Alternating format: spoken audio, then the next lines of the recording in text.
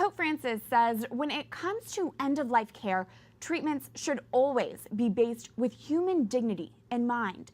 His message came during last week's World Medical Association meeting on end-of-life questions. The meeting was held in the Vatican and in collaboration with the Pontifical Academy for Life. The conference addressed complex issues surrounding end-of-life care and the moral and ethical questions they raised. Dr. John Keown is a professor of Christian ethics at Georgetown University. He is also a member of the Pontifical Academy for Life and joins us now from Rome. Thank you for being with us. My pleasure.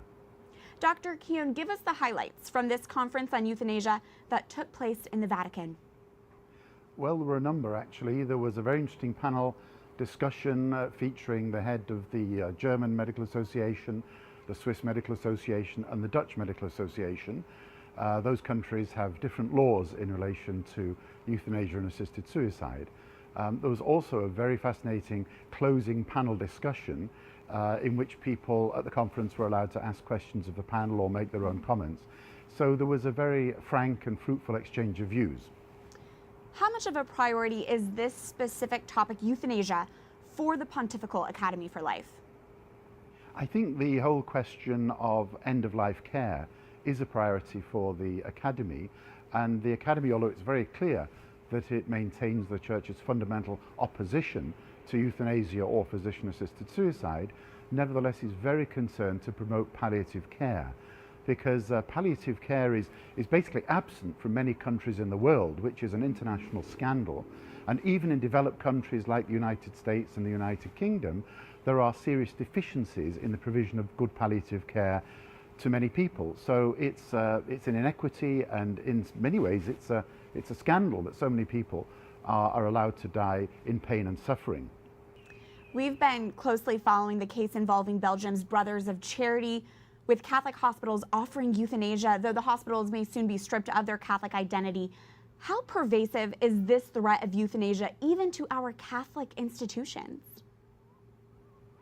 Well, that's a good question. I mean, clearly there is the argument that Catholic institutions should have nothing to do with euthanasia or physician-assisted suicide because it's clearly fundamentally incompatible with the teachings of the Church. So it's very difficult to see how a Catholic institution could possibly be involved in euthanasia or physician-assisted suicide, but as we know, some of them are, so it's a great concern. I know Pope Francis addressed the conference. What was his message? Pope Francis sent a message that was read out by Cardinal Turkson, and I think he made the following important points. One is that modern medical technology is so advanced that it is now possible to maintain life, and even when that is not promoting the overall good of the patient. So where treatment is disproportionate, then the Church is clear that there is no obligation to maintain those treatments. So treatments can be either futile or excessively burdensome, and it's always been the Church's view that those treatments may be withdrawn. Whereas at the same time, one must be careful never to intend the patient's death, because that would be euthanasia, whether by act or omission. And also, even when one has withdrawn treatments or there are no treatments available, it's crucially important to maintain one's care and love for the ill. The Holy Father mentioned that when we're confronted with suffering, there is often a temptation to abandon patients, and we should never do that. He cited the parable of the Good Samaritan. We should always care, though we should never kill.